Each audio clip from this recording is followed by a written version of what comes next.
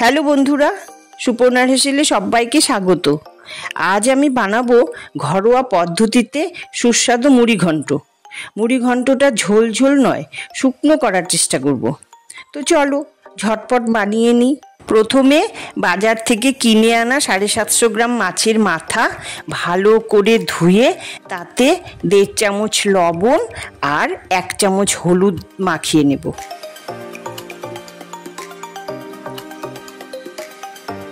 এবার একটি কড়াইয়ে কিছুটা সর্ষের তেল গরম করে মিডিয়াম আঁচে এক এক করে মাছের মাথাগুলো ভেজে তুলে নেব। তারপর ওই তেলেই ডুমডুম করে কেটে রাখা আলু দিয়ে ভেজে তুলে নেব। আবারও ওই তেলেই 1 চামচ গোটা গরম মশলা, 1 চামচ জিরে ফোড়ন দিয়ে 1 বাটি কুচনো পেঁয়াজ, 1 চামচ আদা রসুন বাটা, 1 চামচ জিরের গুঁড়ো, 1 চামচ হলুদ, 1 চামচ কাশ্মীরি লঙ্কার গুঁড়ো দিয়ে মশলাটা ভালো করে কষিয়ে নেব।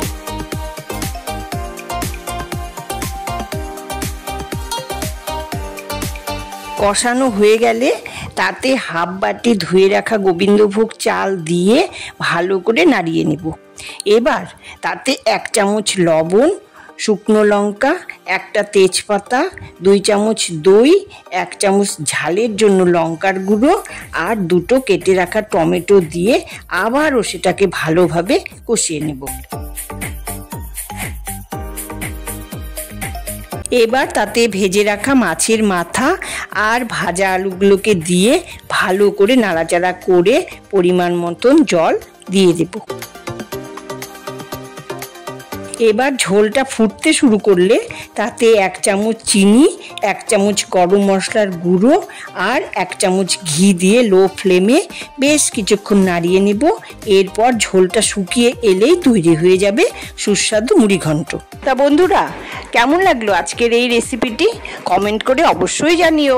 আজকের মতন আসি তাহলে, টাটা।